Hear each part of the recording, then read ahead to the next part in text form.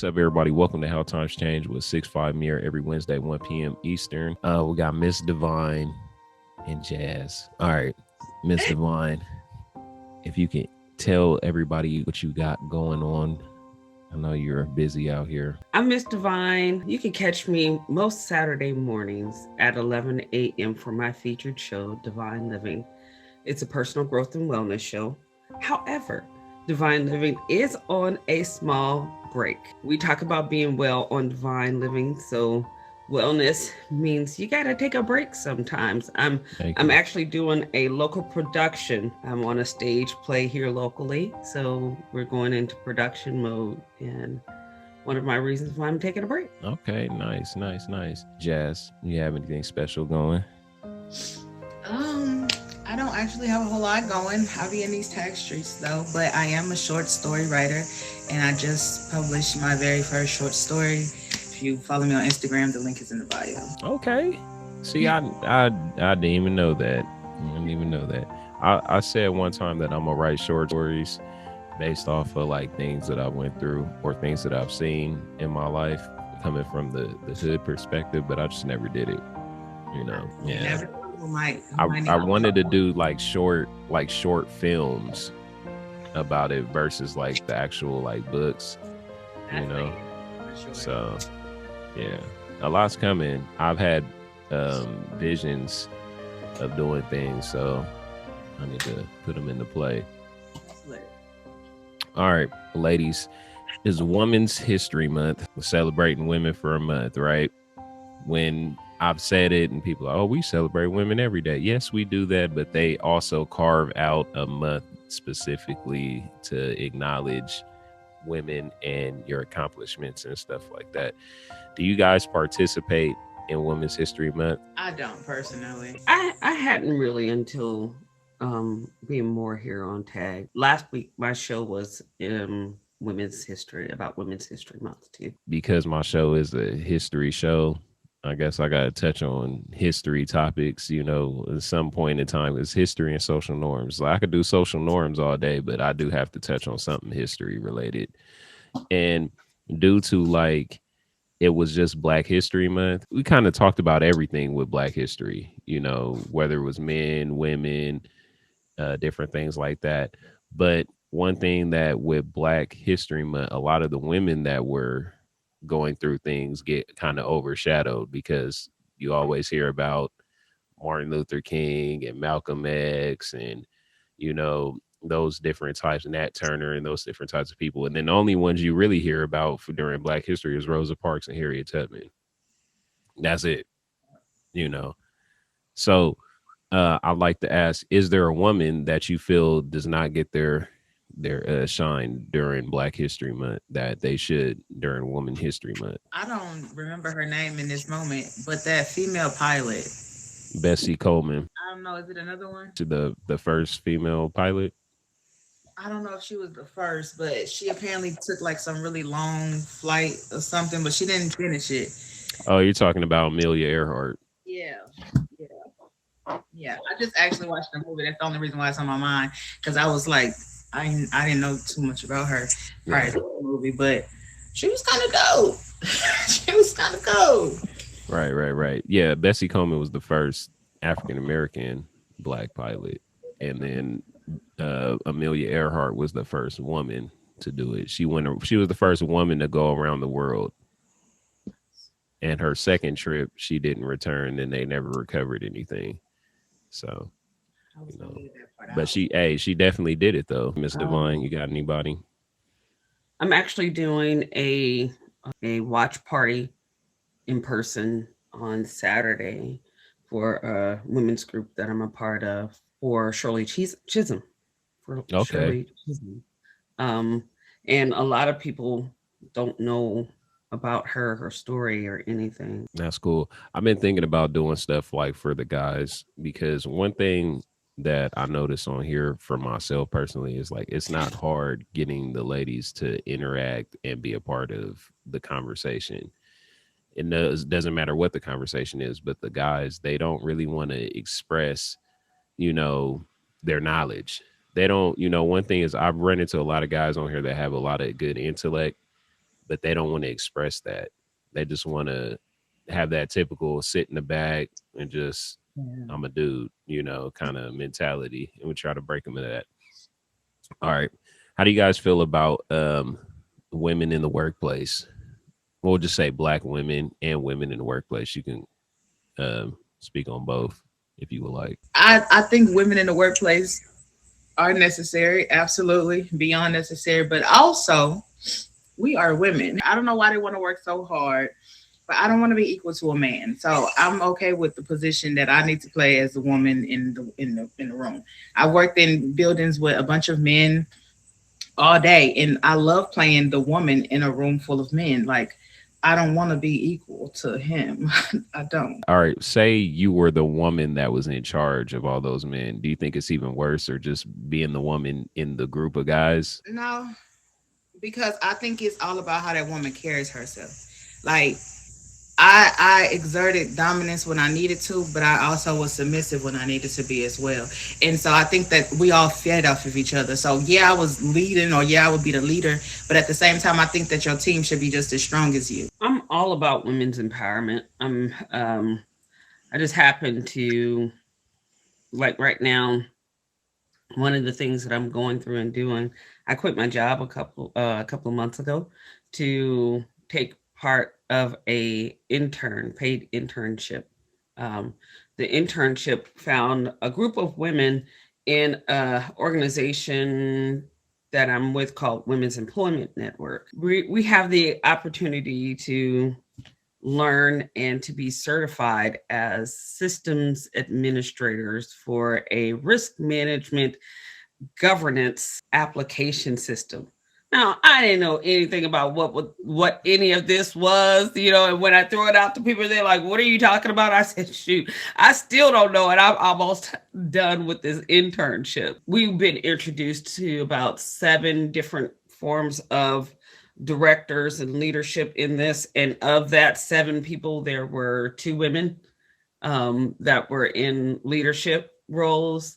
When we go and just see people out on the floor working, women probably make about 20% of the population that is in this field. So I think I love this opportunity, because I wouldn't have known anything about this type of field.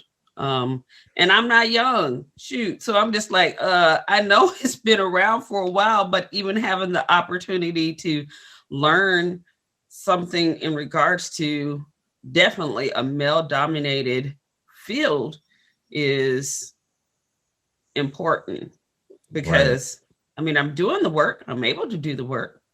I just didn't know anything about it. That's one thing will work. If you're taught how to do a job, you should be able to do it. Like that's the biggest thing if you're taught. But a lot of times people kind of just throw you into stuff where you have to figure it out on your own, and then fault you when you make mistakes. You have those women in the workplace that, you know, they just seem like they're like rough and tough and everything, and they're always yelling and real directive and this and that. And then when you see them outside of work, they're just like real girly and stuff. But, you know, you got to put on the uniform for where you're at. If you had the opportunity to change one thing that everyone's seen about women, what would it be?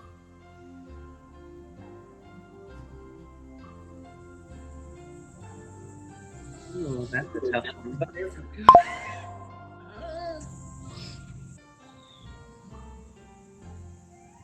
This one I need the do. I definitely don't want to change my feminine side. I don't want people to think of me as some hardcore something, or someone that isn't in touch with their feelings.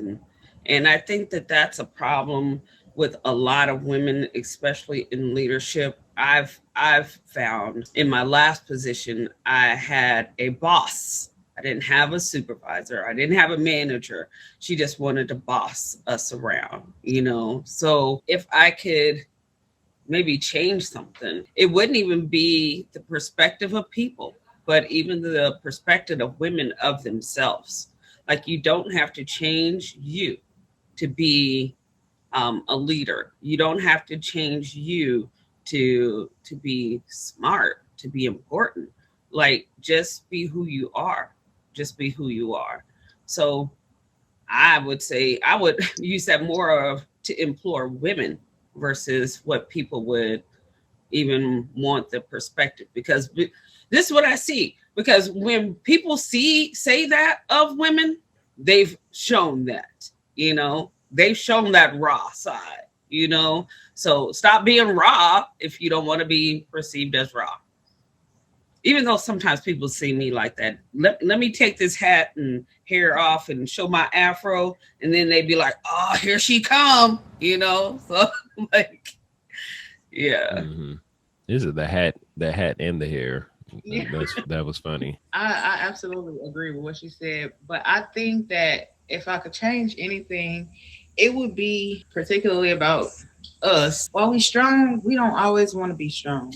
And because we play in a strong role, that don't mean we can't play another role. We just playing our role because we have to. And I think maybe it's a little bit of what you said and a little bit what I said, what they showing versus what they getting. But I think people would just be assuming that we're just so strong, and sometimes I be wanting to be a damsel, but I can't. The strength comes from just like, you guys are already built strong. You know what I'm saying? Everything started with a woman. Same thing with men. We couldn't be here without you guys, right? So obviously you are strong because first off, you birthed children. That's like one of the most difficult things you can do. You're already strong, but when you don't always want to have to be strong, you want to let your guard down and just chill sometimes. But when you're out in like the workplace, you can't do that at the workplace. You gotta keep up with everybody, but then also you gotta let people know too, like, look, don't play around with me. I could get things done too. Have you ever directly had to tell a man off about your strengths? Yeah, I think that's in men's nature. I think, and I'm not mad at you because I'm a show me type of person too. But some men have honestly just not came across a woman that could do it. And so in their mind, I don't even think it's like doubting you. It's just they just never seen it before. So you just gotta show them something they never seen. Right. When wartime was going on back in the 40s and all that, women were the ones in the factories making the bullets and the guns and all those different type of things. So, and then still came home when the men came home to try to take the factory jobs back, they had to fight the women to get their jobs back. Equal skill. It was the equal skill levels. Like, we learned the same thing that you know now. I had a situation one time where I used to work in behavior health, and I did that in the school systems. And I worked with a young man who was high functioning, but predominantly nonverbal. And I remember the secretary of the school kept calling me in the classroom for instructions on how to work with this kid, and I'm like, the more you call me, the less I can get done. So she had the principal come up to me, and he trapped me in this classroom and was like, if you get instructions from me, then this, that, and the other. And I said, well, what you're not going to do is give me instructions from a secretary on how to work with someone that I'm already skilled in. And what you're not going to do also is trap me in this classroom. If you have something that you have to talk to me about, then you call me to your office and we can speak there. And when we got to his office, I told him the exact same thing. I said, when you learn, I don't care if you're a principal or not, but when you learn and you have the certifications that I have to work with somebody in this, then you tell me how to do it. Otherwise, you can't tell me anything, because every instruction I gave to that young man, he did. But I bet you couldn't do the same. He didn't confront me that way again. I know this is a featured show and this isn't profanity, but it doesn't take being a bitch to be confident. It doesn't take being a bitch to be a leader. You know, just be it. Just be it. Let me write that down for use that. Use that. I'm gonna use that later. Be like, all right, y'all. Mz Deevyne told me that I could use this word on a feature. Sometimes your boss or your superior is not gonna carry all the skills that you have. You know, their main skill is just to lead and organize. If you're a teacher, you know, they're supposed to be skilled in administrating and problem solving and all that. And how they're not going to know how to teach a kid that's in, you know, special education or PE or science. You can't throw the principal in a science class and be like, all right, teach the lesson. He's not going to know what's going on because that's not his skill level, you know. So you got to stay in your lane. How y'all looking at that? Female income versus male income. You feel like it's changed or it doesn't matter anymore? Women always make less than what men make in the same fields. They have to do twice as much to get way less than what they do. You'll see women busting, just going crazy about work, you know, and men twiddling their thumbs, delegating. And they get paid way more to delegate versus the people that actually work. I was just working not too long ago, and I seen that it was a supervisor. The two women that were, you know, working under him was running around, sweating, getting everything done, and he was just sitting there. And they would come up, and he would tell them some more stuff, and then run off. And then when the big bosses came around, he had a paper in his hand, like, "Oh yeah, we're doing this, this and that," you know. And then when they left, he was like, "Hey, can you go get me some water and a sandwich?" You know, from the cafeteria. And I was like, dang, this is cold. Like, this is why it unfold firsthand. 3 people that you look at that have boosted your life so far. My grandma, I had one teacher, her name is Miss Cashmere, and my mama. I honestly wanted to just talk about like recent stuff and how people on this app have helped me. And it's real. I know that within this last year, there's been a lot of progress in what I'm doing. I don't know if you remember me or when I started, but who I was. I remember. Yeah. I remember you were one of my first guests on the show. You told me about your show the first time before you even was gonna do it, considering it, thinking about it. You know, I remember that. I don't know if I want to do it. I don't like really being in front of everybody and all that kind of stuff. But look, here we are now. Right. So I've loved this journey, and I really don't want to call names, but there's been a lot of people that even in my unsteadiness, they were like, girl, you got to get yourself together. You know, a lot of hurt feelings in to come. So, like I said, I hate naming names. Don't worry, this is recording, so we can rewind it back and send that directly to the person and say, look, this is her directly thanking you. So I'm going to say 3 people for real on the app that I'm really thankful for: Jamila Joy, Nikki 24/7, and Shimmer. So I'm really thankful for those people who have just said, like, girl, stand up. You got this. So, yeah. Okay. There's some other people, but those are people that have probably even scolded me, cried with me, just been like, you tripping, you got it, all those type of things, you know, but definitely those 3. Right. You have any experiences like that? From Tagged? Yeah. But they're not women at all. The tomato comes from Mato. I will literally cry and he won't say a word. And then at the end he'll be like, all right, so what you gonna do is get it together. Like, you know you got this. I don't know why you're over here doing all that. Like, Tagged is a real place. Now, it's a real place of its own.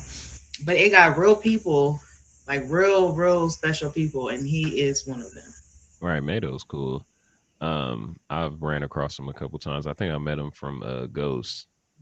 But yeah, he's real cool. He sits and analyzes this thing. He don't really talk that much, but he'll listen to you and then tell you afterwards. But he's not really big talker from what I've seen. What is your next goal that you're looking at besides your work goal? One of my goals this year was to audition for a play. So I did the audition. That's all I really wanted to do, but I got a role. So I'm more excited about that. It gives me Do you excited got to to say, sing?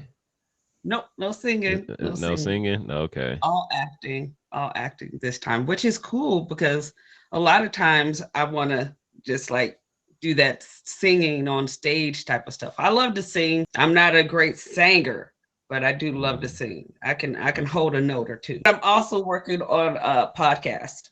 So Nice. see real podcast coming out pretty soon. Yeah. That's what I've been working on. I need to push myself towards it more. So with publishing my first ebook, I did that at the end of last year, but this year I want an actual physical copy. Like I want it to be a short story that's like stretched out.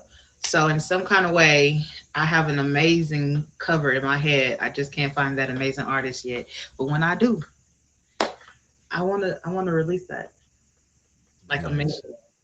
You're gonna do like pop-up shop releases and different things, selling them out the trunk.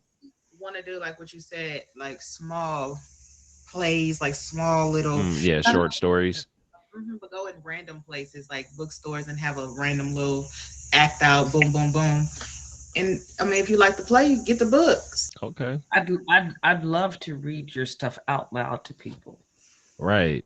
Anybody like I love the animation of voices. What inspired you, Jazz, to live stream? Honestly, I was not going to. I was like heavy on the gifting, okay? Because I like entertainment, but I don't really like TV.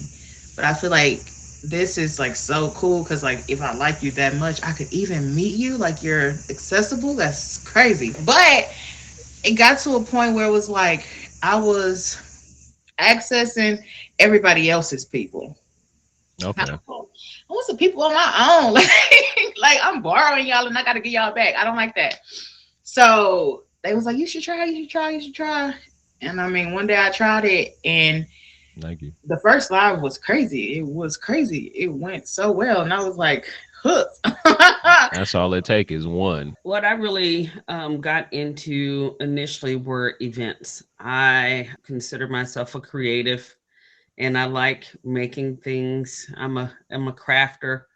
I don't have a real thing that I say that I craft, but I make things out of nothing for real, you know.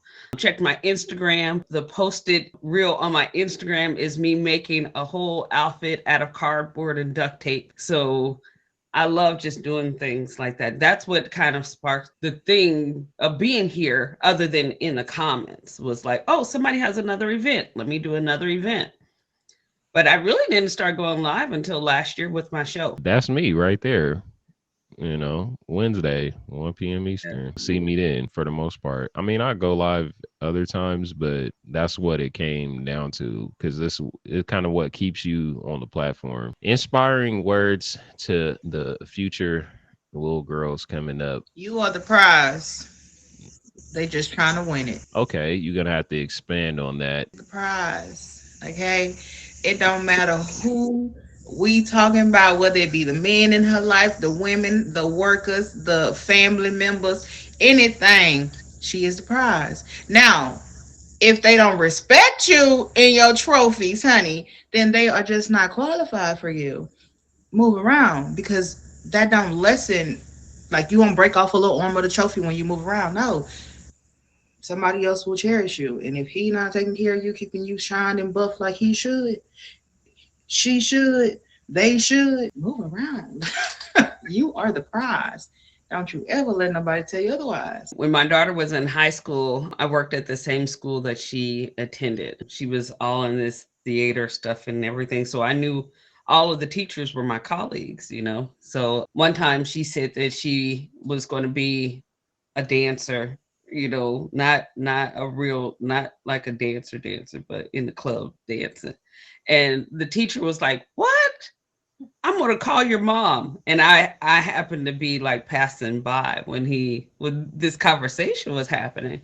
And he's like, come in here. This is what your daughter said. And I said, well, be the best you can be at whatever you want to be. I And bet you she that said, shocked see, them. she said, see, I can do that. I like that. That wasn't really a goal of hers. She was just being, you know, silly. But that's something that I'd say all the time. Be the best you can be at whatever you desire to be. The acceptance of yourself is so important. So many times people can put you in a box or think that you should be a certain way because this is what your family did or what they envision you as. Be you. Be you. Right. Yeah. That's good. It shows you support your kids' decision too.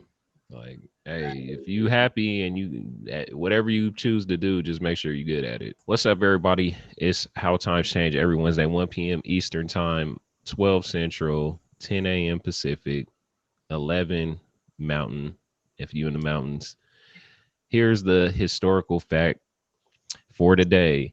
1857, the women of New York in various boroughs staged a protest over poor working conditions, which in 1909 created Women's History Month. All right.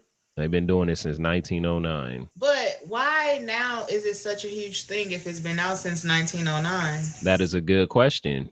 Why do you think that? I think it's one of those things like Black History Month. It's like we're gonna give this to them, and they're gonna feel celebrated, and they're gonna shut up and go in their corners. And yeah, we have Women's History Month. Aren't you happy?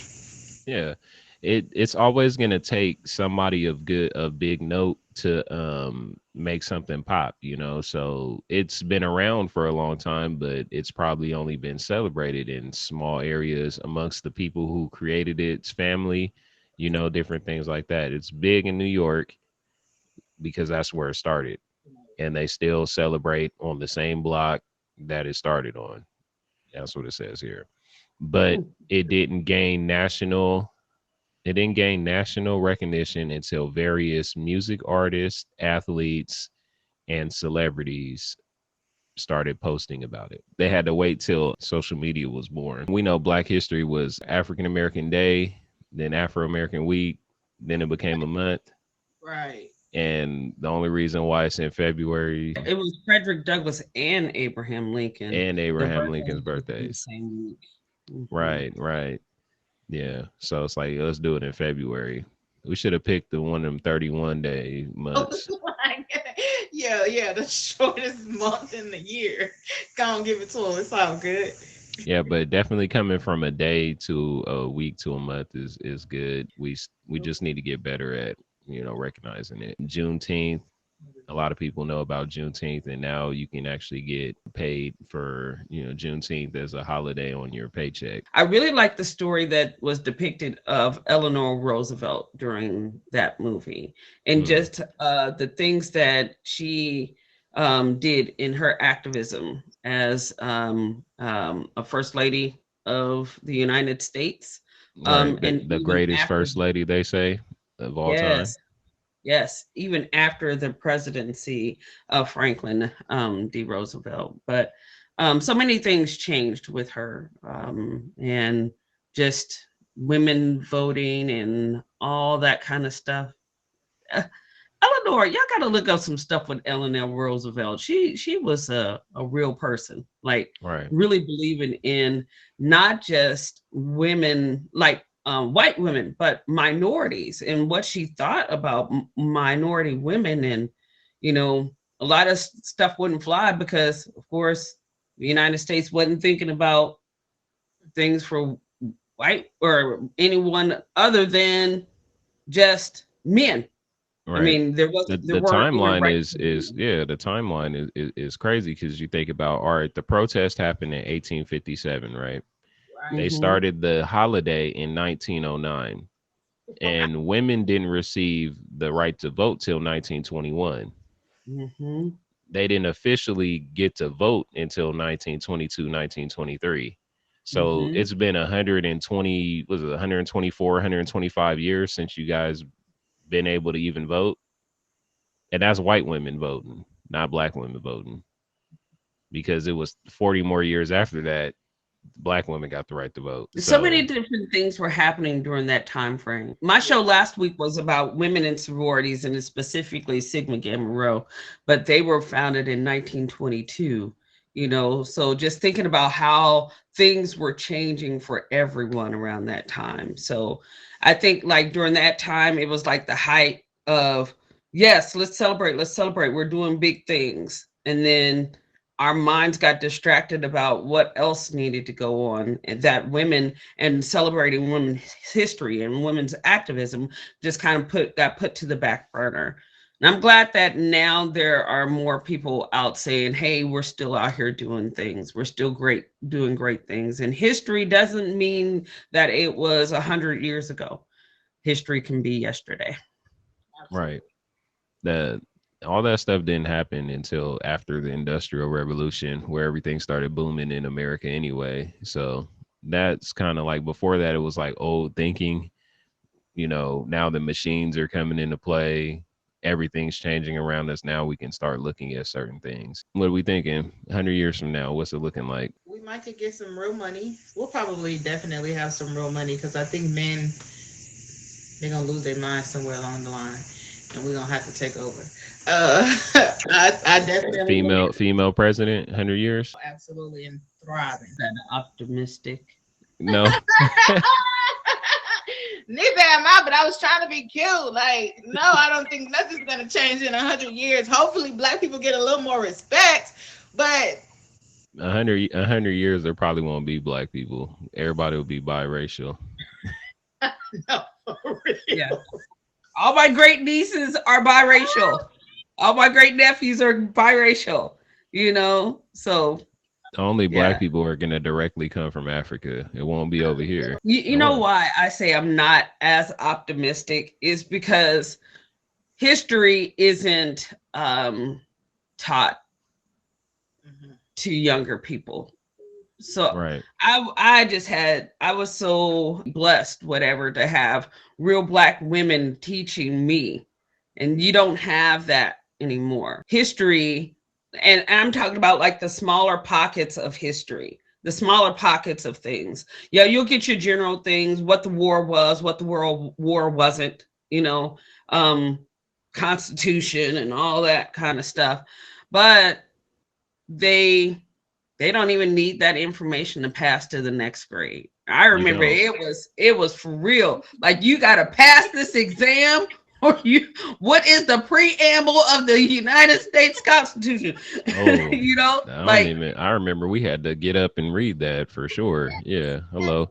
Like, the requirements to get out of school. I remember we had the exit exam. Like, we couldn't get out of school unless we passed the test. But I know a lot of people, they didn't have to deal with that kind of stuff early on. It was just like, they gonna let you out of school anyway. You had to score 355 to get out of high school. It didn't matter. You had all the credits or anything. And I remember a lot of sad seniors, you know, crying. Great.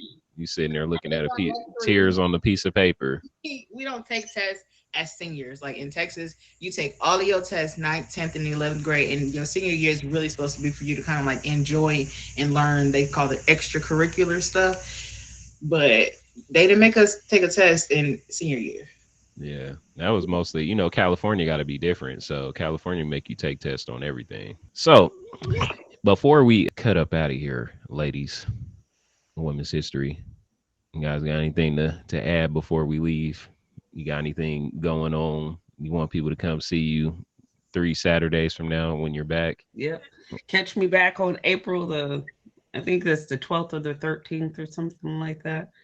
I'm hoping to have some really revamped things going on for Divine Living, some other content coming out there, seeing me in some things that I really enjoy doing.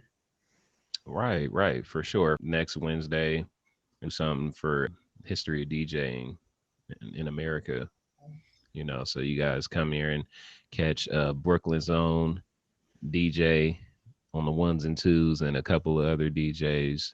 Might have some TikTok DJs on here, you know. It and will pretty much bridge the gap between like traditional I'm in the club DJing versus how it's been become popular to have a DJ on a platform like this where they actually make more money live streaming and DJing on platforms than they would in the club. I'm definitely all for building wealth in the Black community by healthier eating habits and stuff. So, polycystic ovarian syndrome, since we're talking about women, is something that is not talked about enough, especially in the Black community.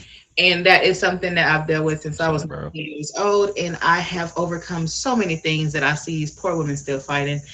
And so, I'm going to start putting out more content on how you can heal your body with everyday supplies, nothing fancy, everyday herbs, foods, things that you can change, because I just don't think that it's enough education on real life things sometimes. It's definitely a needed conversation. I've had several women stop by my live and even talk about it. All right, everybody, this has been How Times Change. Make sure you guys come back next Wednesday, 1 p.m. Eastern, and check your appropriate time zone so you can make it on time.